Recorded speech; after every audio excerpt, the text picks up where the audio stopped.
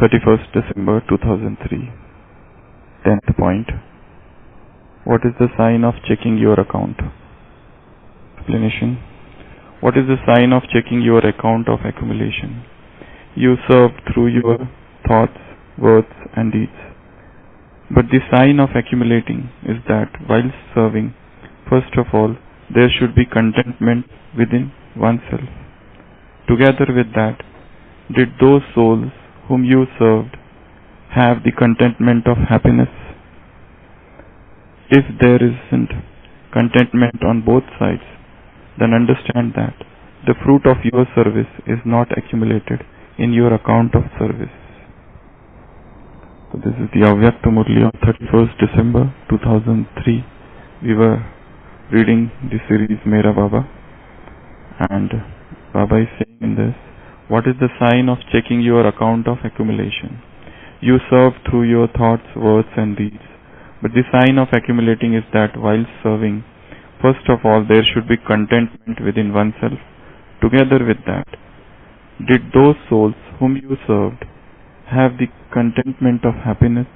If there is not contentment on both sides, then understand that fruit of your service is not accumulated in your account of service. Baba is telling to check our account of accumulation. And what is the sign of that? When you are doing elevated deeds, when you are serving through mind, serving through words, serving through actions, there will be contentment. A deep and profound sense of satisfaction. When we really do some elevated work, elevated service, we feel deep contentment within us. Not only that, all those whom you served, even those souls will feel that sense of contentment, that sense of profound happiness within themselves. We should serve in such a manner that every action of ours should bring contentment to ourselves and contentment to others. That should be our goal. How much it gets translated into practice, that is another thing, but we have to keep a very high goal, that I have to remain contented. No matter what upheavals come, no matter what obstacle come, no matter what are all circumstances come, but to remain happy and contented, that is the goal. Because satisfaction or this contentment is not related to external things. It is an internal affair. It is an internal state of the mind. Somebody might be trying hard to make us dissatisfied, but it is nothing to do with outside world. It is all within us. It has nothing to do with money. It has nothing to do with wealth. It has nothing to do whether others are fulfilling our expectations or not. It has to do more with inner fulfillment. Whenever there is a vacuum within, we try to fill that vacuum with outside things. This spiritual vacuum which gets created, we try to fill it with worldly things and they never fill it, and we become dissatisfied.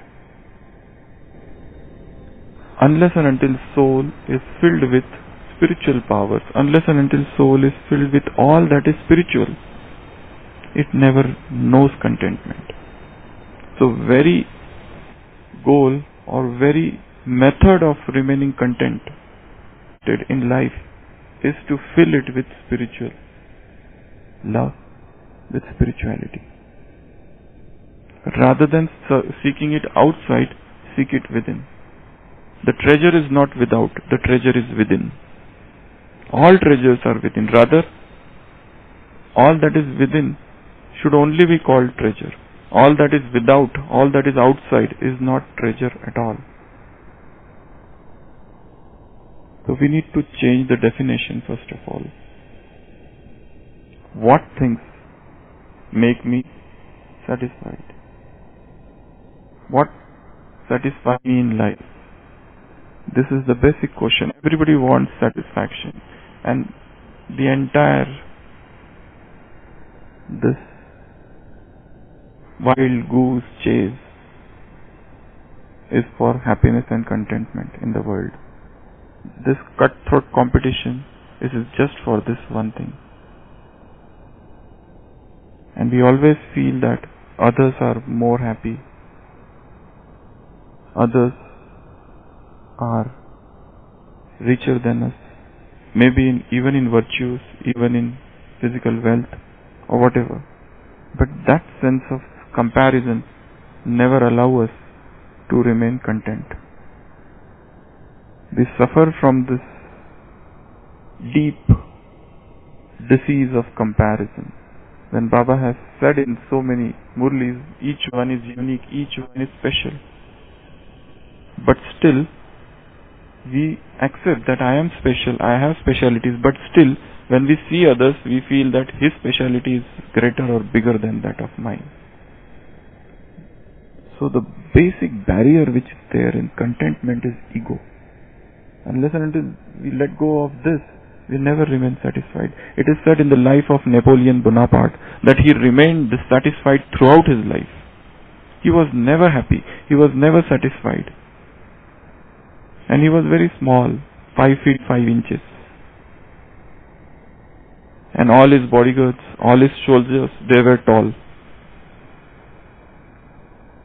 Even though he was boss, but he had that sense of dissatisfaction always. It is said that once he was putting a nail on the wall, and it was at a little higher distance, and as I said, his height was not much, 5 feet 5 inches. So he was trying hard to nail some photograph. So one soldier who was standing there, he said, "Sir, I am higher than you. Let me hang it." He said, "You might be taller than me, but not higher. Why you use the word higher? You have used the word higher. You are not higher than me. You are taller than me." And that soldier was imprisoned.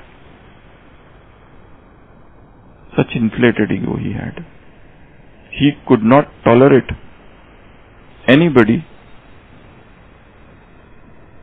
trying to prove himself greater than Napoleon himself. So this ego is such a barrier. We want to prove our superiority over others. That never allows you to remain satisfied. So long as this sense of superiority is there, to remain stabilized in self-respect is one thing. Baba has said, you are greatest in the world, you are highest in the world, you are purest in the world, you are richest in the world. That is one thing. But to pride it, to brag of it, to blow one's trumpet, that makes you distraught, dissatisfied.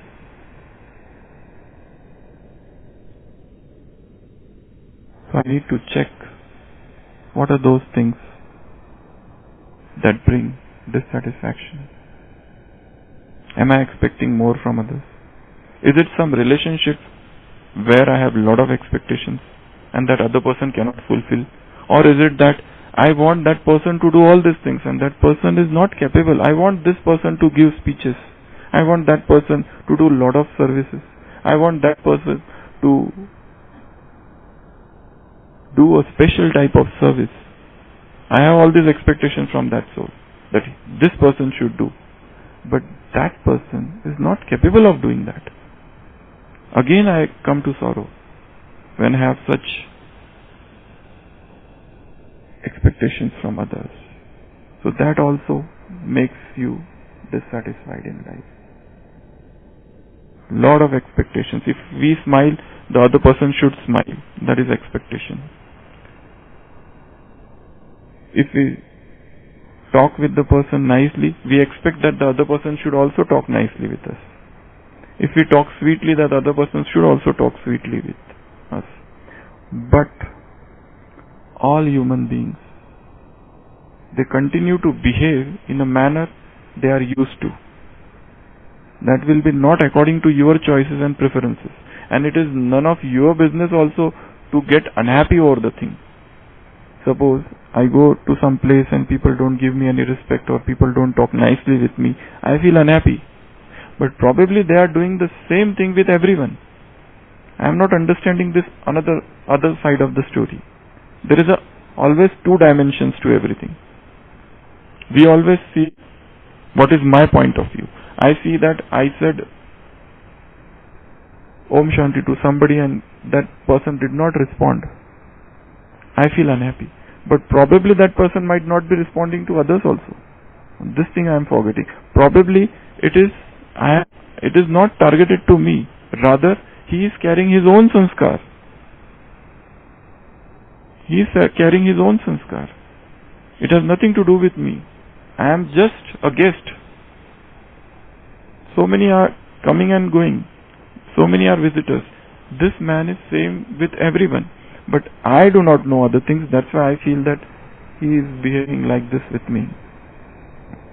So that expectation also makes you dissatisfied in life. All the reasons are so subtle.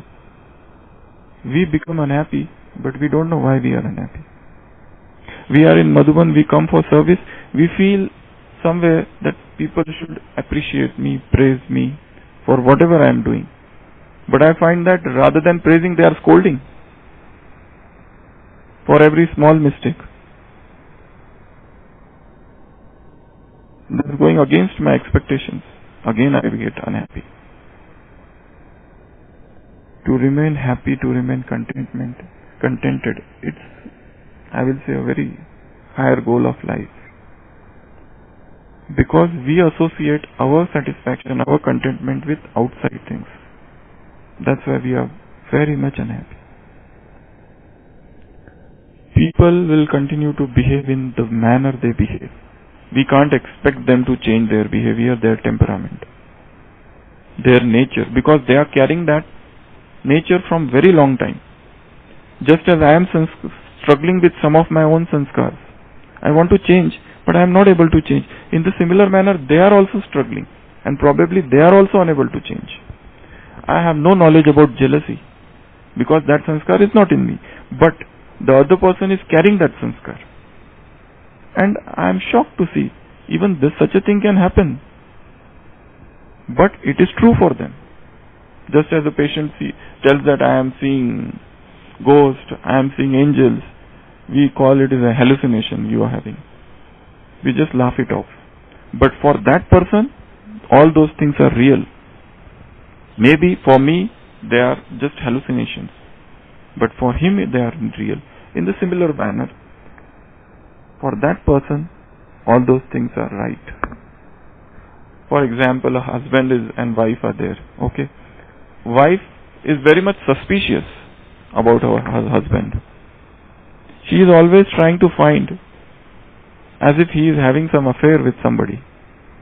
And she is searching a clue for that. And one day she finds a hair on his coat.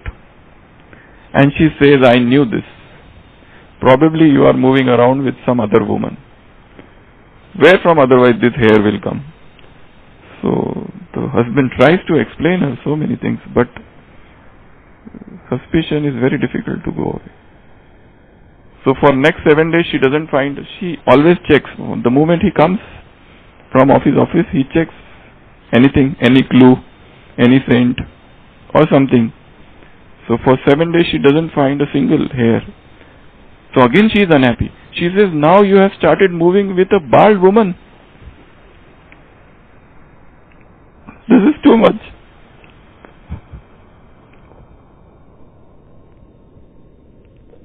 Means you are moving.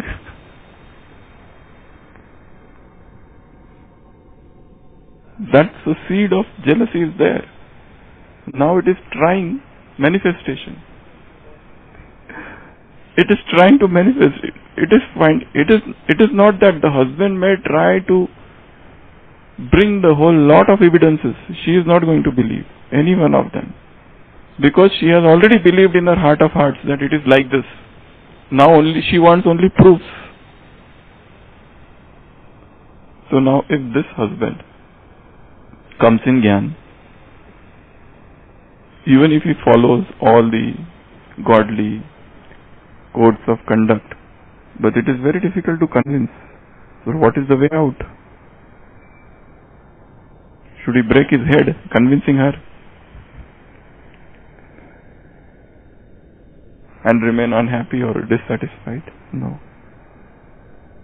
Rather, the seed, as I said, we can't change other people. They are struggling with their sanskars. They are having their fixed sanskars. Probably they are also in the process of change. They are also in the process of change. You are traveling in a train. I had given the example last time also. You are traveling in the train. You got up at 3 o'clock. You are having upper berth. You are sitting on the upper berth, sleeping on an upper berth.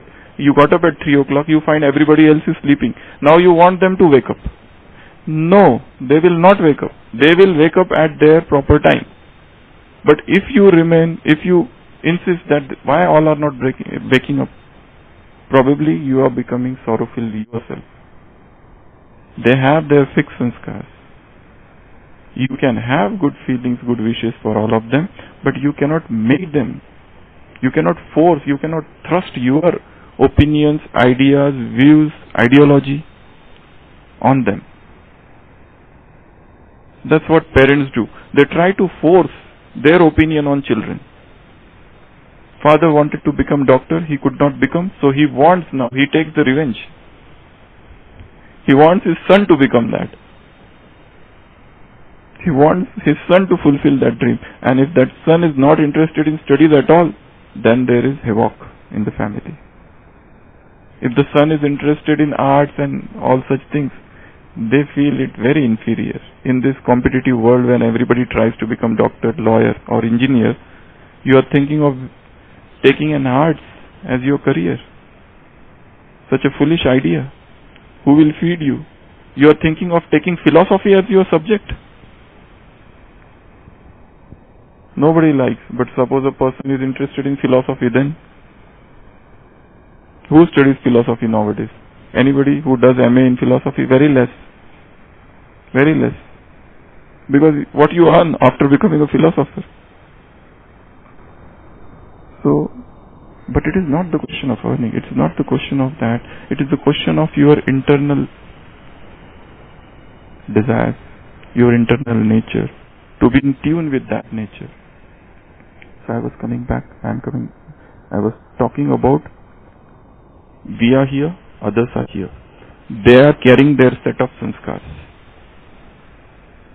And they will continue to grow according to that sanskar. And they will have a realization. One day a realization will definitely come to them. That time they will change, not before that. I cannot force them to change. I can take the horse to pond, but we cannot make that horse drink that water. The same rule applies here in spirituality, in life. So, the source of my happiness is within me. The source of my happiness is deep inside me. The streams of happiness are within me. They are not outside. The moment I try to seek them outside, I become unhappy. The moment I feel that this person will make me unhappy, I am creating means and ways of becoming unhappy. So, let me remain within myself. A yogi is the one who remains satisfied. That's what is written in Gita. Santushtaha satatam yogi. Nirantar, at all times, he is happy. Why? Because he doesn't expect anything from others. Because he is not worried about anything. Because he has surrendered his life unto one Father. Yesterday we were discussing about these shades of love. If you go study all those shades of love, you will find as you progress ahead, the sense of surrender increases. Then it is not me, but you. When I say it is mine, in today's blessing also Baba has said the same thing. It is not me, but it is his. Transfer all the responsibilities. This Brahmin life is a life of just two people, God and you. The moment a third person tries to come,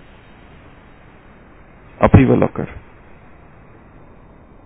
The moment you try to bring in somebody, the moment you try to depend on somebody's guidance, instructions, the moment it also can become an addiction. You want to share with somebody everything, that itself can become an addiction. An addict never knows what he is addicted to, and he will never even accept that I am addicted to this. Only a person who is out of that addiction can tell that person, you are addicted. No alcoholic, no smoker ever say that I am addicted totally. Very few. Most of them, they try to justify and rationalize their smoking. But a person who has never smoked, he can say that yes, you are addicted. In the similar manner, the 5 vices, their subtle forms. A person, he is drowned, or he has few traces of lust, but he calls it love. He never says that I am suffering from lust. He never says that. He says it is my love. It is my love for this sister, it is my love for that brother. They talk in this way. But only a person who is totally free from that, even such attachment, such bondages, he can diagnose, yes, this is not love. This is something else. This is not normal. This is something else. You call this love, but this is not love, this is attachment. But the margin of attachment and love, it's so thin. We often try to call our attachments as love. We often try to call our needs as our avarice, our greed as need. So this is very, very, very, very, very, very subtle. The more we enter into spiritual kingdom, the more we understand the subtleties, the more we understand the deeper dimensions of our own being. So today, homework is, what is satisfaction, what is contentment, what are the things which are responsible for my dissatisfaction, and what should I do to remain happy and contented all throughout the day. At least today, let us make target for today. Today I have to stay happy and contented whole day. What are those things which are coming in my path and they are just throwing my contentment overboard? Let me focus on them. Om Shanti.